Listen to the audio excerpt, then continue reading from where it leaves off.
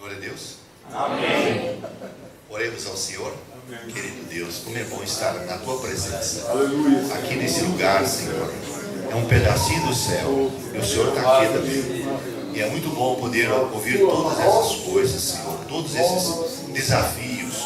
Oh, Senhor, eu te louvo pela vida do pastor Ronaldo, irmã Isa, suas filhas, seu genro, seus netos, o irmão Fabiano, todos os pastores aqui da nossa igreja, os presbíteros, diáconos, diaconisas, toda a igreja, Senhor, de Alto Alvim, que é uma igreja missionária, uma referência para nós no Brasil. Continua abençoando esta igreja. Senhor, nós vamos ouvir Tua palavra. Nós já fizemos várias coisas aqui, mas agora chega o momento de ouvirmos Tua santa palavra mais uma vez. Usa a minha vida para a Tua glória, em nome de Jesus. Diga amém. Amém. Pode sentar, irmãos. Meus irmãos, em primeiro lugar, é uma bênção estar aqui, uma alegria rever meu amigo, pastor Ronaldo. Toda semana estamos juntos, na quarta-feira, lá no conselho. E estamos juntos também na Força Tarefa Nacional. Meu coração pulsa por missões e a gente tenta fazer alguma coisa na nossa área, não é verdade? E eu fiquei assim impressionado de ver como os irmãos copiaram meu sermão, porque desde a primeira palavra introdutória, o texto introdutório, você pegou do meu sermão. E o pastor falou a mesma coisa. Eu fiquei rindo ali que nem um tonto, sabe? Falei, Deus, que confirmação maravilhosa, né? Então Deus pôs no meu coração uma palavra, e essa palavra foi confirmada aqui várias vezes. Então vocês vão ouvir exatamente aquilo que Deus quer falar para vocês. Amém. Pode ter certeza. Amém. Então nós vamos para o livro de Atos dos Apóstolos. Atos dos Apóstolos também pode ser chamado de Atos do Espírito Santo. E Atos dos Apóstolos fala sobre o avanço missionário da igreja, capítulo 17, que vai tratar da segunda viagem missionária de Paulo. Não pode ficar sentado, eu peço por gentileza, porque é uma leitura comprida. Para vocês entenderem o contexto, vou fazer uma leitura comprida, mas vamos ficar presos praticamente em 2 versículos. Mas vamos lá, Atos capítulo 17, versículo 10. Começa no versículo 10.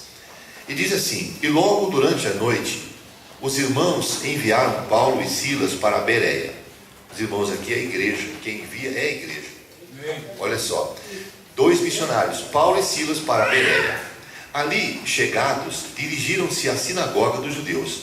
Era o primeiro ponto de contato, né, com o povo judeu, porque eles serviam ao Deus da Bíblia, e aí só precisavam conhecer agora um pouco mais o complemento da revelação, porque o Antigo Testamento é só uma parte da revelação. A revelação inteira inclui o Novo Testamento. Versículo de número 11. Ora, esses de Bereia eram mais nobres que os de Tessalônica, pois receberam a palavra com toda a avidez, examinando as Escrituras todos os dias, para ver se as coisas eram de fato assim. Com isso, muitos deles creram, mulheres gregas de alta posição, não poucos homens. Mas logo que os judeus de Tessalônica souberam que a palavra de Deus era anunciada por Paulo também em Bereia, foram lá excitar e perturbar o povo. Então os irmãos promoveram, sem detença, a partida de Paulo para os lados do mar. Porém, Silas e Timóteo continuaram ali. Os responsáveis por Paulo levaram-no até Atenas e regressaram trazendo ordem a Silas e Timóteo para que o mais depressa possível fossem ter com ele. Então, agora começa o nosso ponto onde eu quero chegar. E foi o que eu vi no pastor de vocês aqui. Por isso fiquei impactado. Versículo 16. Enquanto Paulo os esperava em Atenas, então Paulo está esperando chegar Silas e Timóteo. Enquanto ele estava esperando, o seu espírito se revoltava em face da idolatria dominante na cidade. Olha que coisa impressionante. Estão percebendo como o Espírito Santo preparou tudo? Glória a Deus. E o pastor nem sabia de nada. Então, veja como que coisa interessante. Nós estamos vendo uma coisa prática que ocorreu essa semana, do que aconteceu quase 2000 anos atrás. Versículo 17. Por isso, Paulo dissertava na sinagoga entre os judeus e os gentios piedosos, também na praça todos os dias, entre os que se encontravam ali. E alguns dos filósofos epicureus e estoicos contenderam com ele, havendo quem perguntasse: que quer dizer esse tagarela? E outros: parece pregador de estranhos deuses, pois pregava a Jesus e a ressurreição. Então, tomando-o consigo, o levaram ao Areópago, dizendo: poderemos saber que nova doutrina é essa que ensinas? Posto que nos trazes aos ouvidos coisas estranhas, queremos saber o que vem a ser isso. Pois todos os de Atenas e os estrangeiros residentes de outra coisa não cuidavam, senão dizer e ouvir as últimas novidades. Uma paradinha aqui, versículo 22, mas só uma paradinha, olhe para mim. Meus irmãos, nós somos brasileiros, moramos no Brasil, num continente que é considerado cristão. Então, não é difícil para mim e para você falar de Jesus no Brasil, falar de Jesus na América Latina, porque é um continente considerado cristão. Não é difícil para nós. Agora, imagine você chegar numa cultura, num lugar onde as pessoas não sabem quem é Jesus. Na verdade, onde as pessoas não sabem quem é Deus. Não tem uma ideia do Deus bíblico, do Criador dos céus e da terra. Então, isso daqui, eu estou falando para vocês, porque a gente desafia os alunos do seminário de como falar de Jesus para um povo que não conhece Jesus. De como falar de Deus para um povo que não sabe que existe Deus. Para um povo que não conhece as Escrituras. Sabe? Então, veja agora a sabedoria, a estratégia que Deus deu para Paulo, para falar desse Deus para um povo que não sabia que existia um Deus, Criador dos céus e da terra. E esse Deus tem um filho. Olha só, vamos ver, versículo 22. Então Paulo, levantando-se no meio do Areópago, disse: senhores atenienses, em tudo vos vejo acentuadamente religiosos. Então Paulo não ofende eles, pega um viés para conseguir chegar ao coração deles. Versículo 23. Porque passando e observando os objetos de vosso culto, encontrei também um altar no qual está inscrito: ao Deus desconhecido. Pois este que adorais sem conhecer é precisamente aquele que eu vos anuncio. Verso 24. O Deus que fez o mundo e tudo o que nele existe. Agora ele está conectando o Deus verdadeiro e único com aquele povo. Eu quero falar para vocês do Criador de tudo, daquele que criou todo o universo. Aí diz: sendo ele Senhor do céu e da terra, não habita em santuários feitos por mãos humanas, nem é servido por mãos humanas, como se de alguma coisa precisasse, pois ele mesmo é quem a todos dá vida, respiração e tudo mais. Além de ser o Criador, é o mantenedor, o sustentador. Isso é uma doutrina. Ele está ensinando isso para eles. Versículo 26. De um só, aí está falando de Adão. Olha ele ensinando Gênesis. Desde o começo, de um só fez toda a raça humana, para habitar sobre toda a face da terra, havendo fixado os tempos previamente estabelecidos e os limites da sua habitação, para buscarem a Deus, se porventura tateando o possam achar, bem que não está longe de cada um de nós. Está dizendo, ele não está longe de cada um de nós. Versículo 28. Pois nele, agora aqui ele fala o propósito de todas as coisas. Porque nós existimos, ele é o sentido da vida. Amém. Nós existimos por causa dele. E estamos aqui porque ele nos criou para ele mesmo. Então, Paulo está dizendo, o sentido da vida não é você trabalhar, consumir, não é você viajar, passear, nada disso. Você existe aqui por causa dele. Olha o que ele está dizendo. Pois nele vivemos e nos movemos e existimos. Como alguns dos vossos poetas têm dito, porque dele também somos geração. Sendo, pois, geração de Deus, não devemos pensar que a divindade é semelhante ao ouro, à prata ou à pedra, trabalhados pela arte e imaginação do homem. Ora, não levou Deus em conta os tempos da ignorância? Agora aqui ele vai chegar no ponto que ele quer. Olha a graça de Deus. Agora, porém, notifica aos homens que todos, em toda parte, se arrependam. Essa é a mensagem para o mundo inteiro. A mensagem do arrependimento. Não é a mensagem que você vai ter um carro novo, que você vai ter que você vai prosperar financeiramente. Essa é uma mensagem errada. Não está certo, está fora.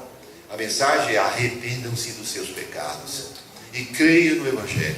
Então, o versículo continua, 31. Porquanto estabeleceu um dia em que há de julgar o mundo com justiça. Aí vem agora Jesus, por meio de um varão.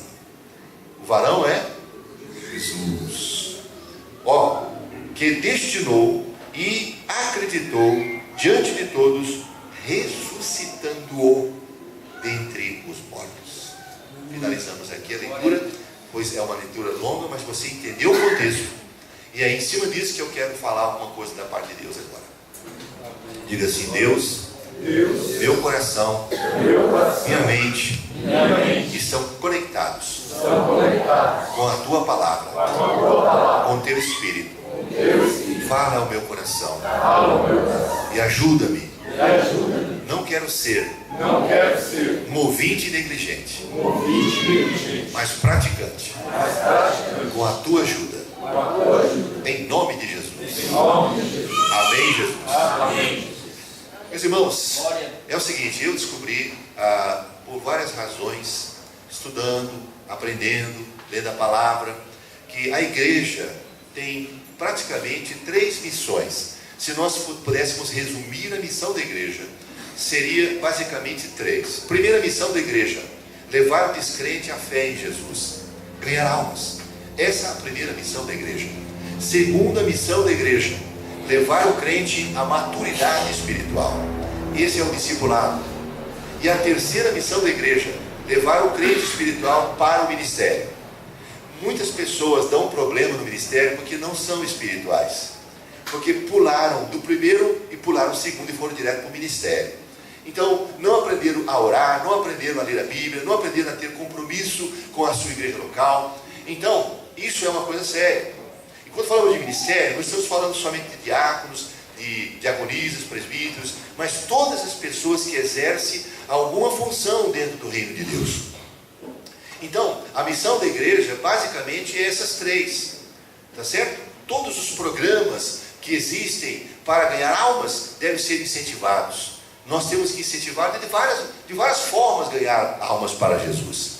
Todas as formas e todos os trabalhos envolvendo o discipulado, envolvendo a mudança do nosso caráter, a renovação da nossa mente, devem ser estimulados também. E Deus tem chamado pessoas para fazer esse trabalho. Esse basicamente é o meu trabalho, o trabalho do discipulado, do ensino. Por isso que a minha colaboração na Força Tarefa e em muitas outras áreas que Deus tem me usado é exatamente nessa área do ensino, não é? Por isso agora nós preparamos um material para irmos nos lugares mais distantes do Brasil para formar de forma emergencial lideranças, para eles fazerem o trabalho lá onde estão. Eles precisam de capacitação. Quando Jesus subiu ao monte, você pode ler lá depois no livro de Marcos, ele ficou orando, depois desceu do monte e escolheu 12 homens. E aí esses homens foram escolhidos para estarem com ele. Diz o texto, estarem com ele, porque esse estar com Jesus é para aprender com Jesus. Então Jesus ensina aos discípulos durante 3 anos e meio. Depois para ir pregar, diz o texto. Ali está bem explicadinho. Então a missão da igreja basicamente seria 3: ganhar almas, edificá-las e depois conectá-las no ministério, para servir ao Senhor. Se nós pudéssemos resumir o cristianismo em 3 palavras, seria porta, caminho e alvo. Primeiro é porta. Jesus disse: eu sou a porta. Se você entrar por mim, será salvo. Entrará e sairá, e encontrará farta pastagem. João capítulo 10. Eu sou a porta. Então, a primeira palavra fala da experiência do novo nascimento, a experiência da conversão. A segunda palavra é caminho. Então, ninguém aceita Jesus para ficar parado na porta. Você aceita Jesus e quando entra pela porta tem um caminho pela frente. Esse é o caminho do discipulado. Esse é o caminho de estar com Jesus, de comer 1 quilo de sal com Ele por mês. Por mês acho que é muito, né? Mas, ou seja, é a caminhada, é a jornada da vida. É quando o Senhor vai ensinar eu e você muitas coisas que nós precisamos aprender. E aí o final do caminho é o lugar que nós queremos chegar, é o alvo, é a Nova Jerusalém, é a cidade celestial. Amém? E nós queremos chegar lá levando bastante gente com a gente. Amém, Jesus? Amém. Mas, meus irmãos, hoje nós estamos aqui para pensar na primeira missão, porque nós não podemos ficar curtindo a nossa salvação enquanto há muita gente morrendo. Sabe, a cada segundo morre cerca de 35 pessoas. A cada segundo. No mínimo, 30 não são convertidas. Então, se você contar 1, já foi 35. 2, já foi mais 35. Por segundo. Então, é uma quantidade monumental, muito grande, de pessoas que morrem sem salvação. E Deus quer que todas as pessoas tenham pelo menos uma oportunidade de ouvir o Evangelho. O julgamento de Deus vai ser feito baseado em cima disso. As pessoas que não ouviram o Evangelho de Jesus vão ser julgadas. Aí nós não sabemos o mérito. Isso aí é com Deus. Eles vão passar pelo juízo final. Meus irmãos, ninguém entra no céu sem Jesus. Não tem jeito. Não tem jeito de entrar no céu. Até crente que vive fazendo coisa errada não vai para o céu, porque no céu não entra pecado. O pecado tem que ser resolvido antes da morte, já foi falado aqui. Então você é salvo, mantenha-se salvo. Se você é salvo e vive fazendo o que não deve, então você pode ter uma surpresa muito ruim.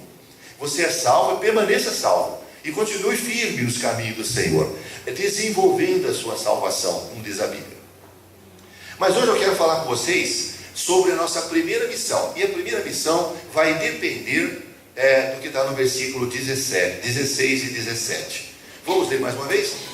No livro de Atos, capítulo 17, versículo 16. Enquanto Paulo os esperava em Atenas, o seu espírito se revoltava em face da idolatria dominante na cidade. Por isso, dissertava na sinagoga, entre os judeus e os gentios piedosos, também na praça todos os dias, entre os que se encontravam ali. Então, o que eu quero falar para vocês hoje chama-se alma missionária. Vocês têm um pastor que tem alma missionária. E nós precisamos ter essa alma missionária. E eu creio que você também tem. Você vai se identificar daqui a pouquinho sobre isso. Por que você tem que ter uma alma missionária? Porque você serve um Jesus que tem uma alma missionária.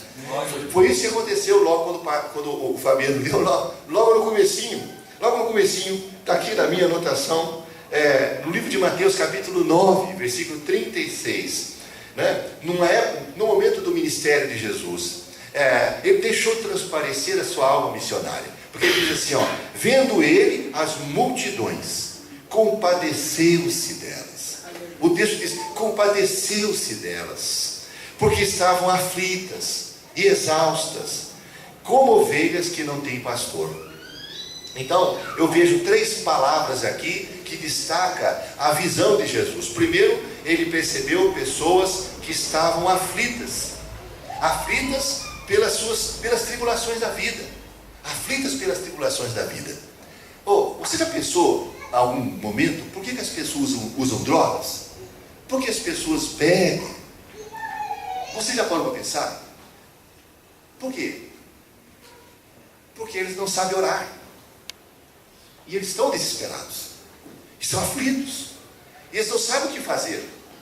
Porque eu e você, quando ficamos aflitos, nós oramos. E quando nós oramos, Deus responde a nossa oração e socorre. Eu e você, primeiro trazendo paz, dizendo: calma, aquietai-vos e sabei que eu sou Deus. Você gosta desse salmo, né? Esse é o Salmo 46. É um dos salmos mais lindos da Bíblia. Mas esse salmo começa falando de 4 tipos de tribulação que existem na vida. Ainda que os montes se transtornem e se lancem no mar. Isso é uma linguagem poética para falar das lutas. Aí no versículo 10 ele diz assim: mas fica frio. Em outras palavras, relaxa. É isso mesmo. O versículo diz: aquietai-vos. E no original, aquietai-vos significa isso. Relaxa, cara. Pega leve. Está tudo sob controle. Eu estou aqui. Aleluia. Amém? Meus irmãos, todos nós passamos lutas. Se você ler lá no livro de Marcos, capítulo 4, versículo 35 ao 41, 42, Jesus estava ensinando as multidões lá no mar da Galileia. Aí quando chega a tarde, ele fala: vamos para outra margem. Eles entram dentro do barco. Jesus pega um travesseiro assim, ó, ajeita mais ou menos e na hora, ó, capotou. Na hora. Aí os discípulos estão lá e de repente aquela ventania, aquele negócio, e o barco vai, e começa a entrar água, e Jesus na popa, está escrito na popa, com um travesseiro. Aí o barco vem, e a água entra, aí os discípulos chegam e acordam Jesus e falam: Senhor, nós estamos morrendo, você não vai fazer nada, vai ficar aí dormindo. O texto diz isso. Isso aí fala das horas que nós estamos passando luta e parece que Deus está. E nós estamos: oh Deus, o senhor não está sentindo? Senhor, que o senhor não vai fazer nada, nós estamos morrendo. Aí Jesus desperta, repreende o mar e o vento e... Aí ele vira para eles e fala assim: por que vocês são tão tímidos? Por que ainda não tem fé? É como se ele falasse: não é assim que eu espero que vocês reajam na hora das lutas. Que vocês parem de desconfiar do meu amor, do meu cuidado. Por que vocês reagiram desse jeito? Porque estão assim, estão acovardados. Porque ainda não tem fé. É como se ele falasse: não é dessa forma que Deus espera que vocês reajam quando estiverem passando lutas. Desconfiar do cuidado de Deus. Senhor, eu estou aqui. Sabe onde eu estou? Na popa. Onde é a popa? Onde fica o leme. E o leme é onde que é o controle do barco. Eu estou aqui, não vou, ninguém vai afundar. Isso aí é para eu pensar em você também, sabe o quê? Que mesmo Jesus estando do nosso lado, vem luta. Ele está aqui do meu lado junto com você e a luta está pegando. E daí? Ele está com você. Então, os discípulos falam assim: quem é esse? Quem é esse, mano? Oh, quem é esse? Que até o mar e os ventos lhe obedecem. Quer dizer, eles agora têm uma experiência diferente. Eles conhecem, quer dizer que a luta é uma oportunidade de você conhecer Deus um pouco melhor. Um pouco melhor. Aí eles dizem: quem é esse? Por quê? Porque agora Jesus mostra ter poder sobre a natureza. E aí eles têm uma experiência diferente. Então Jesus fala assim: eu tenho piedade dessas pessoas porque elas estão aflitas. Irmãos, Deus percebe a sua aflição, sabe? Mas você tem Jesus, você tem a oração, você tem a igreja, você tem refúgio. Mas essas pessoas perdidas não têm. Segundo, diz que elas estavam exaustas. Por que estavam exaustas? Por causa do peso do pecado. Jesus diz assim: ó, vem a mim e eu vos aliviarei.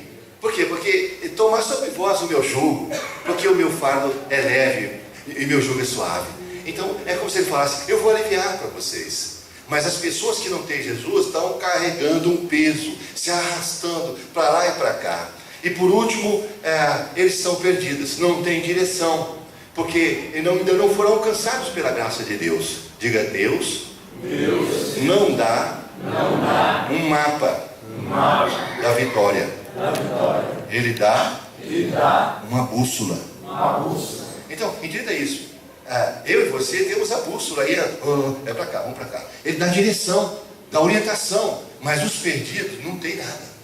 Eles não têm, só tem superstição, só tem mentira, um monte de coisas. Então eles são perdidos. Por isso que a gente vê esse mundo de religiões, de coisas esquisitas, porque eles não têm direção, são perdidos. Então eu quero chegar nesse ponto, ó. A alma missionária percebe a situação das pessoas. A alma missionária vê a situação onde ele está inserido e se sensibiliza. Meu Deus, que situação. A alma missionária, além de se sensibilizar, diz: nós vamos lá para São Pedro, faz alguma coisa. A alma missionária, além de perceber a gravidade da situação, fica sensibilizado e tenta fazer alguma coisa para resgatar vidas. Então, nesse estudo, irmãos, Paulo está em Atenas. Atenas era a capital cultural daquela época. A capital cultural do mundo antigo era Atenas. E ele está lá, esperando pela chegada dos seus companheiros para dar continuidade à viagem. Silas e Timóteo, que ainda estavam lá em Bereia, né? E Paulo, esperando eles, não conseguiu ignorar a lastimável situação espiritual que estava a cidade. Ele estava esperando, podia tomar um café e tal, eles faziam as anotações, mas ele se perturbava. Meu Deus, que situação, olha que coisa horrível está esse povo aqui. Então ele não conseguiu ignorar a lastimável condição espiritual que os atenienses, os habitantes de Atenas viviam, que era a idolatria. Então, o seu sentimento e a sua reação serve como base para nós entendermos o que é ter uma alma missionária. Amém? Então, em primeiro lugar, diga: eu preciso ganhar almas, porque é meu dever, como cristão. Mas isso depende de visão, compaixão e ação. É isso aqui, ó. Precisa visão. Se você não vê a situação das pessoas, você vai achar tudo aqui muito normal. É igual o que está acontecendo agora no nosso tempo. Você sabia que nós estamos nos últimos dias? Eu escrevi uma revista para a nossa igreja, que chama Fim dos Dias. Mas antes eu perguntei para vários homens de Deus, até o pastor Ronaldo: você realmente acredita que nós estamos nos últimos tempos? Todos disseram: claro. Por que razão? Aí eles diziam: por causa da situação da igreja, por causa disso, por causa disso, por causa disso. Eu digo: tá vendo? Não é só eu não. Eu ouvi do pastor Hernandes Dias Lopes, que é um dos pregadores que eu mais admiro do nosso tempo, mesma coisa. A visão é a mesma. Então, meus irmãos, primeiro ponto da pregação: a alma missionária faz uma leitura real do lugar onde está inserido, qualquer que seja o lugar. Faz uma leitura, uma sondagem da situação real das pessoas, onde ele está inserido.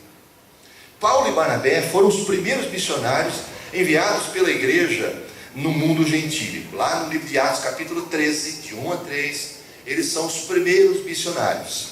E nessa ocasião, Paulo está no meio da sua segunda viagem missionária. Essa é a segunda, tá certo? Que começa no capítulo 15 em diante, do versículo 36 para frente. E teve que seguir a jornada sozinho de Bereia até Atenas, porque houve uma contenda muito grande lá em Bereia, e ele sai para preservar sua vida, sozinho, sai de uma cidade para a cidade de Atenas, por causa da perseguição dos judeus. Em Atenas, Lucas escreveu que Paulo observou a idolatria dominante na cidade. Está no versículo 16. E aí o apóstolo não se impressionou com as belas construções, porque as pessoas, quando vão para Atenas hoje, eles ficam vendo aqueles monumentos antigos, tudo levantado que está lá, mas ele não se impressionou com nenhuma daquelas belezas arquitetônicas, meus irmãos, a fama histórica da cidade. Não, ele ficou impactado com a profunda paganização dos moradores. Ele ficou impactado. Aí ele disse assim: puxa, eu tenho a solução para eles. não posso ficar parado, tenho que fazer alguma coisa, tá certo? Então, o mesmo texto, porque aqui o texto diz que Paulo, no texto que nós lemos, diz que Paulo, o seu espírito se revoltava, o seu espírito se revoltava. Aí eu fui pegar uma tradução mais moderna para ver como que foi traduzido esse texto. Diz assim, enquanto estava esperando Silas e Timóteo em Atenas, Paulo ficou revoltado ao ver a cidade tão cheia de ídolos. Então o texto diz que ele ficou revoltado com o Satanás, sabe, enganando, cegando aquelas pessoas. Quanta gente o diabo tem massacrado nesses últimos tempos. Quando Jesus chama aqueles discípulos, sabe os 70 de 2 em 2, lá de Lucas 10, Jesus falou assim, eu quero que vocês vão e as casas onde tiver um filho da paz é alguém que não foi salvo ainda, mas só está esperando a oportunidade de ouvir para aceitar Jesus. Aí ele falou assim, aí quando você chegar lá, diz para eles assim, shalom, seja simpático, né? Dá bom dia para eles, não fique esperando os seus vizinhos falar bom dia para você responder, não. Seja o primeiro para dizer bom dia, Deus abençoe seu dia, seja simpático. Depois ele falou assim, se eles oferecerem alguma coisa para vocês comerem, beberem, participe do que eles ofereceram. É como se ele falasse, se relaciona com eles, se aproxima deles. Olha, eu fiz uns pãezinhos aqui, pensei em você. Você gosta de pão caseiro? Quem é que não gosta? Está bem quentinho. Então, isso aí, você está se aproximando dos seus vizinhos. Aí ele diz assim, depois que você conseguir tudo isso aí expulsa os demônios que tem naquela casa, cura os enfermos, e por último, anuncia que o reino de Deus chegou. É como se ele falasse, seja uma bênção para os seus vizinhos, abençoa as pessoas, porque você tem dentro de você a graça, o poder de Deus para fazer isso, para chegar lá e botar essas coisas ruins para fora. Amém, meus irmãos? Amém. Através do nome poderoso de Jesus. Então Paulo estava lá, e ele viu aquela situação e ficou revoltado. O verbo ver, nesse caso, deriva de uma palavra grega, que eu não vou citar aqui, que é a mesma coisa que no original está no gerúndio, vendo, observando.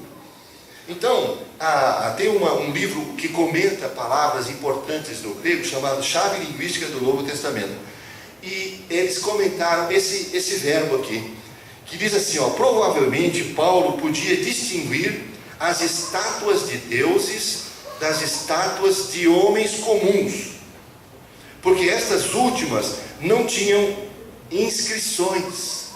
As estátuas de seres humanos não tinham inscrições, só as estátuas de deuses. E há dados históricos de que havia, sabe quantos estátuas de ídolos? 30.000 estátuas, 30.000 ídolos em Atenas no tempo de Paulo. Então, gente, é a população de uma cidade mais ou menos, uma cidade razoável.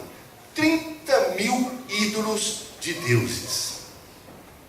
Os discípulos se admiraram, sabe, ao ver Jesus conversando com a mulher samaritana. Eles se admiraram porque Jesus não estava preso a esses dogmas, né? A esses padrões humanos. Mas o mestre não se importou com isso. E mais à frente, no texto que nós lemos em João capítulo 4, Jesus deu a seguinte ordem para os discípulos. Ele disse assim, erguei os olhos e vede os campos que estão brancos para a ceifa. É como se Jesus falasse assim, eu já vi, agora vocês precisam ver também. Porque Paulo viu aquela situação. A visão vem quando você percebe, quando você nota. É daí que vem a visão. Igual o pastor está lá, naquela situação, sendo massacrado com aquela ladainha, mas tudo isso aí fazia parte do plano. Diga, Deus tem um plano na minha vida. E o sofrimento faz parte dele. A gente nunca pensa nessa parte. Deus tem um plano na minha vida, aleluia, aleluia. E o sofrimento faz parte? Faz. E porque o sofrimento é uma forma didática de Deus trabalhar eu e você, de criar mais dependência dele. É isso mesmo. O sofrimento é uma forma pedagógica de Deus trabalhar o meu caráter e o seu.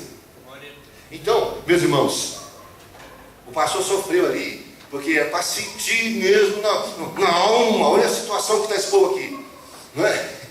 Ele podia levantar, com licença, vou tomar um cafezinho, e o negócio todo ali. Deus não, fica aí, rapaz, fica aí, escuta, veja como que esse povo sofre. Então é isso. Jesus disse para os discípulos: gente, levanta os olhos. Levanta os olhos quer dizer, para de ficar com os olhos voltados para o teu umbigo, voltados para as coisas suas, para as coisas dessa terra. Levanta os teus olhos e vejam os campos que estão brancos para a ceifa. Então, não é possível ter uma alma missionária sem visão, sem percepção da realidade evangelística à nossa volta. Não é possível. Por isso que de vez em quando Deus leva um pastor para ele ver a situação. Aí ele chega aqui impactado, irmãos, a situação, porque Deus vai lá para abrir a visão e ele passa para nós. Amém? Amém. É verdade. Meus irmãos, isso é uma coisa séria. Então, naquele momento, os campos brancos, para aquele momento, provavelmente eram os samaritanos, que estavam vindo para ouvir o Evangelho e para serem salvos por Jesus. E foi o que aconteceu. Jesus ficou alguns dias ali e salvou uma multidão de samaritanos. Meus irmãos, a Bíblia diz que nós precisamos conhecer o tempo. Agora eu quero chegar na aplicação. Nós temos que conhecer o tempo. Romanos 13, versículo 11. Conhecer o tempo em que nós estamos vivendo. Nós precisamos conhecer o tempo. Você quer ver o texto?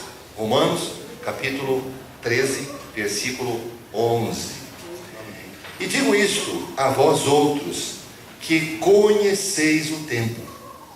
Já é hora de vos despertardes do sono, porque a nossa salvação está agora mais perto do que quando no princípio cremos. Então é como se a Bíblia falasse: será que vocês não estão percebendo? Está na hora de perceber. Então, perceber, conhecer o tempo que nós estamos vivendo, né? Porque uma geração só pode alcançar a sua própria geração. Está lá no livro de Atos, capítulo 13, versículo 36, que fala de Davi, né, que impactou a sua própria geração. Cada um só pode alcançar a sua própria geração. Portanto, nós temos que saber ler a mentalidade da chamada geração Z.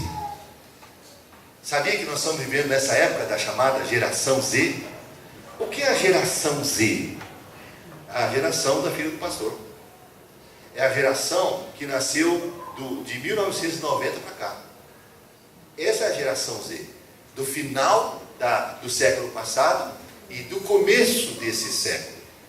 Essa chamada geração Z, meus irmãos, é aquela que está altamente conectada com as redes sociais. É aquela que tem domínio da tecnologia. Outro dia eu fui ministrar um estudo para homens. O pastor do Paraná me ligou e disse: pastor Val, você pode vir aqui ensinar os homens da igreja a ser macho? Eu disse: sim, tchê, perfeitamente. Eles estão vindo aqui dar um estudo para homens. Aí lá vai eu estudar na Bíblia sobre ser homem de verdade. E aí, porque está lá no livro de Êxodo, capítulo 18, sobre características dos homens que Moisés tinha que escolher para ajudá-lo dentre o povo. E aí eu descobri que a sociologia nomeia 5 tipos de homens hoje. 5 tipos. Um chama-se metrosexual. É aquele que falta uma linha para ser um gay. Porque é muito sensível. Pinta as unhas, faz sobrancelha, passa creme, acaba vaidoso. Fica no espelho assim olhando. Metrosexual. Ele não é gay, mas falta só um cabelinho. Muito afeminado. Depois vem o lumbersexual. Lumbersexual? Que vem de lumberjack. O que é isso? São os lenhadores. É aqueles caras da barbona assim, ó. Tá viu? Lumberjack significa lenhadores. Ou seja, cara macho mesmo. Então deixa aquelas barbonas, cabelo curto. E eles não estão muito preocupados com a moda. Eles estão preocupados mais parecer macho. Irmãos, não tem nada errado nisso, viu? Porque a Escritura diz que o homem tem que ser homem e tem que parecer homem mesmo. tem que parecer homem, se comportar como homem. Depois tem o heterossexual. Eu falei, gente, que coisa horrível. O heterossexual vem de retrô, que quer dizer um homem à moda antiga. Um homem meio sabe, que não está muito preocupado com a moda. Ele barba por fazer, calça jeans, é um homem tradicional. Depois veio o tecnossexual. Eu falei, só faltava essa. O tecnossexual. O que é o tecnossexual? É o homem conectado com a tecnologia. Ele também não está preocupado com a moda, está preocupado com os aplicativos mais novos. Então ele tem iPhone, iPad, iPin, tudo que é i, né? Falou iPin, né? Tudo que você pode pensar ele tem, porque ele está conectado com a tecnologia. Esse é o tempo que nós estamos vivendo. Sabe? Essa é a geração Z. E nós precisamos dar uma resposta contextualizada para esse povo. Porque eles são viciados nas redes sociais.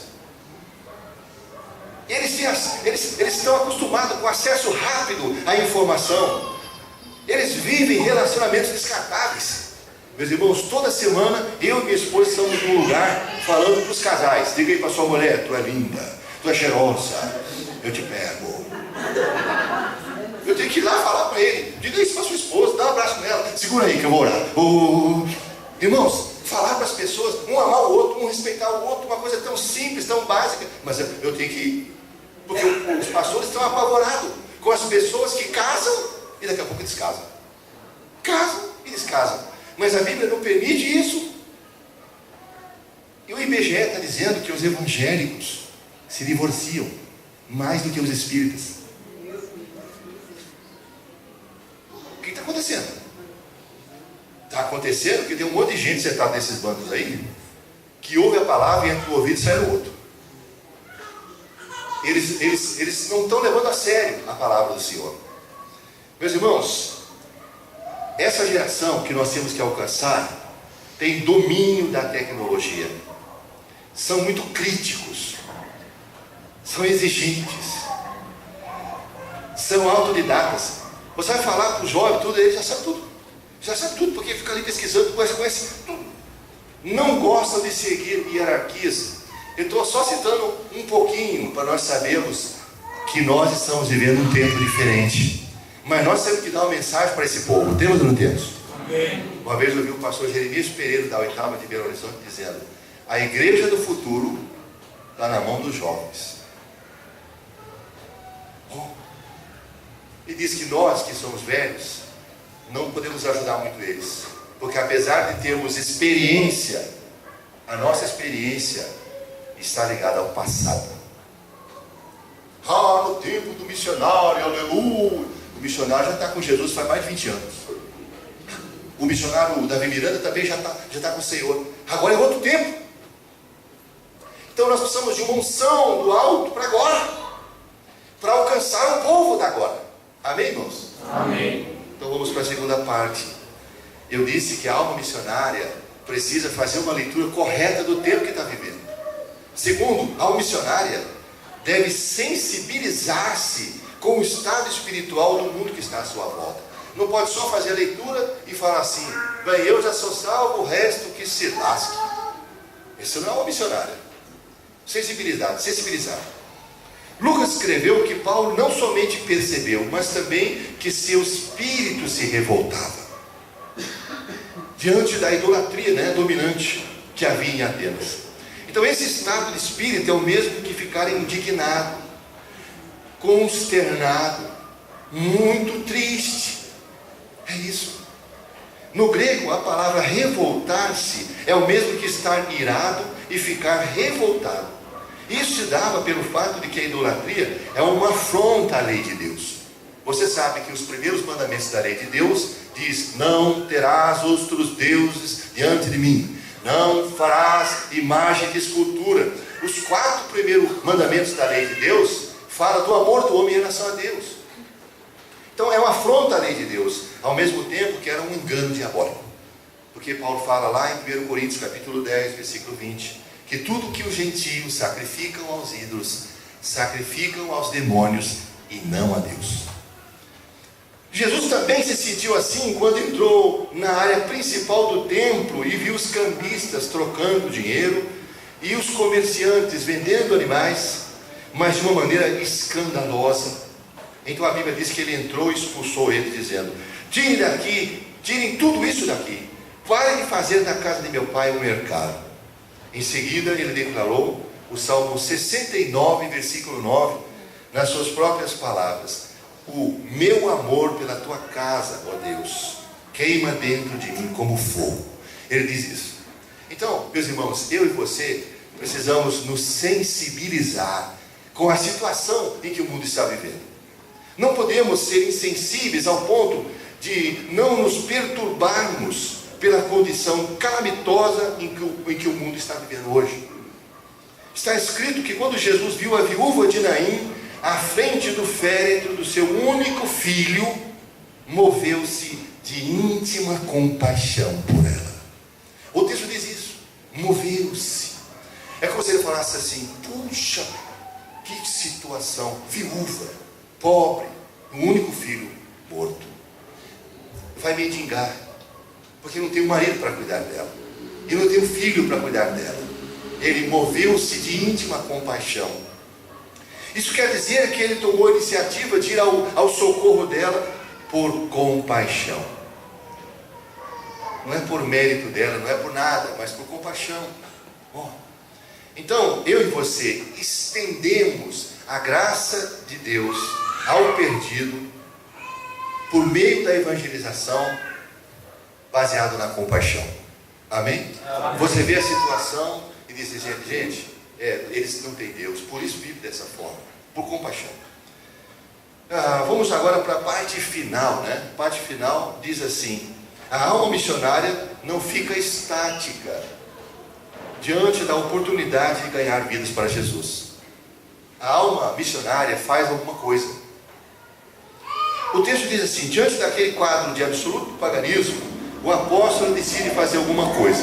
E Lucas escreveu que ele dissertava nas sinagogas. Dissertava na sinagoga, também na praça, todos os dias, entre os que se encontravam ali. Então Paulo, irmãos, eu e você não temos que converter ninguém. Nós temos apenas que pregar o Evangelho. Quem converte as pessoas é o Espírito Santo, se as pessoas abrirem o coração. Nós não fomos comissionados: ide por todo mundo e convertei os pecadores. Não diz assim. Nós temos que ir fazer discípulos, ir evangelizar, pregar o Evangelho. É isso. Então Paulo está fazendo isso. Mais à frente no texto, Paulo, com sabedoria e tato, aquilo que eu tinha explicado para os irmãos, oferece aos atenienses a oportunidade de conhecer o Deus verdadeiro, e bem como o seu plano salvador, né? Porque esse Deus verdadeiro enviou o seu Filho. Porque o texto termina dizendo assim: porém notifica aos homens que todos, em toda parte, se arrependam. Diz o versículo 30. Esse é o plano salvador: o arrependimento dos seus pecados, o reconhecimento que os seus pecados podem levar você para o inferno. Se você decorar 4 versículos da Bíblia, você pode evangelizar qualquer pessoa. Quantos versículos? 4. Primeiro versículo, Romanos capítulo 6, versículo 23. Todos pecaram e destituídos estão da glória de Deus. Romanos 3, 23. Segundo texto, Romanos 6, 23. Porque o salário do pecado é a morte, mas o dom gratuito de Deus é a vida eterna, por nosso Senhor Jesus Cristo. Terceira referência, 1 de Pedro 2, 24. Mas Deus derramou sobre ele toda a nossa iniquidade, e pelas suas chagas nós fomos sarados. É como se ele falasse: ele levou sobre si os seus pecados, assumiu os seus pecados. E o terceiro texto, quarto texto, João 1,12. E todos aqueles que o receberam, deu-lhes o poder de serem feitos filhos de Deus, a saber os que creem no seu nome. Então você pode evangelizar qualquer um. Meus irmãos, a fé salvadora surge quando o homem ouve a palavra de Deus. Quando ouve, por isso que Paulo está dissertando na sinagoga, está pregando nas praças, todos os dias, para quem estivesse ali. Porque a fé salvadora surge quando o homem ouve a palavra, porque a fé vem pelo ouvir e ouvir a palavra de Deus. Portanto, pregar o Evangelho é fundamental para mudar o quadro à nossa volta, sobretudo para mudar a vida do perdido. A Bíblia diz que muitos creram no Evangelho de Cristo na cidade de Éfeso, a ponto de confessarem e denunciarem publicamente os seus pecados. Além disso, Lucas escreveu que os que haviam praticado artes mágicas, ou seja, feitiçaria, reunindo os seus livros, os queimaram diante de todos. Então, esse é o que o Evangelho faz. A nossa comunhão com Deus não permite que sejamos omissos em relação a proclamarmos os gloriosos feitos de Jesus. O que é que Jesus tem feito na sua vida? Como é a sua vida antes e depois de ter encontrado Jesus? Só isso pode salvar o mundo todo. Só esse testemunho. Meus irmãos, a Bíblia diz no Salmo 145, versículo 4: uma geração louvará a outra geração as tuas obras e anunciará os teus poderosos feitos. Isso é o que eu e você vamos fazer. Irmãos, a Bíblia diz que o rei Ezequias perdeu uma grande oportunidade de evangelizar os emissários babilônicos quando eles lhe perguntaram sobre o milagre da terra ter recuado alguns graus. Ora, que negócio é esse? Que nós vimos lá na Babilônia a terra recuar alguns graus. Está lá em 2 Crônicas 32, versículo 31. Ele não falou do Deus eterno que tinha feito isso. Ele não falou, isso aí foi que eu falei com Deus através do profeta, e Deus me deu essa prova que faria a cura da minha enfermidade, e fez essa obra maravilhosa. Foi o Deus dos céus e da terra. Ele não falou. Ele não anunciou esses feitos do Senhor. Ele não anunciou. Se ele tivesse feito isso, talvez a história teria terminado bem diferente para o povo de Israel. Então quero, meus irmãos, finalizar aqui dizendo o seguinte: a Bíblia diz que nós devemos resplandecer como luzeiros no mundo, em meio a uma geração pervertida e corrupta. Eu e você temos que resplandecer como luzeiros. Lá em Filipenses 2, versículo 15 diz isso. Uma luz que fulgura por meio da vida de cada um dos filhos legítimos de Deus, representa o seu testemunho pessoal. Então, você faz a luz do Evangelho brilhar quando dá bom testemunho da sua vida. O seu comportamento santo, que é uma espécie de pregação sem palavras. É isso. Nós precisamos, a semelhança de Paulo, confrontar o pecado, mas sem desprezar o pecador. Fazer de tudo e por todos os meios possíveis para tentar salvar alguns. Amém? Amém. Então, meus irmãos, eu quero finalizar essa palavra falando sobre alma missionária, dizendo o seguinte: que o que de fato significa ter uma alma missionária? Significa perceber o mundo à nossa volta pela perspectiva divina, pela perspectiva de Deus, pela perspectiva da evangelização. Depois, sensibilizar-se pela condição perdida do homem sem Deus. E terceiro, mobilizar-se para tentar mudar a realidade de condenação para a salvação. Irmãos, é interessante nós vermos como está a situação do continente europeu e o tanto de gente que Deus está mandando para lá. Eu tenho 2 amigos que estão trabalhando em Portugal, 2 amigos preciosos, um da igreja congregacional e um da igreja Assembleia de Deus. Esse irmão da igreja congregacional, só para os irmãos terem uma ideia, teve uma visão de Deus de evangelizar as pessoas que vão fazer a peregrinação no caminho de Santiago de Compostela. Já ouviu falar disso? Fica entre Portugal e Espanha. Eles fazem a peregrinação. E aí Deus tocou no coração desse pastor para criar um projeto. O projeto chama-se Portugal com Norte, Portugal com Direção. E aí, irmãos, eles vão lá e eles ficam andando junto com os peregrinos. E aí eles falam assim, mais na frente tem uma estalagem, tem um lugar para você tomar um banho, fazer uma refeição e dormir, não paga nada. A única coisa é que você escute algumas coisas que nós vamos falar para você, só isso. Porque lá não tem hotéis, não tem muitas coisas, então os peregrinos vão para ralar mesmo. E aí eles montaram uma estrutura e as pessoas vão para lá. E sabe, eles evangelizaram uma moça que era evangélica. Quando a moça percebeu que os evangélicos do Brasil, que aqueles eram irmãos crentes que saíram do Brasil para ganhar aquelas almas, ela chorou igual uma criança e disse: o que eu estou fazendo aqui? E Deus disse: o que você está fazendo aqui? O quê?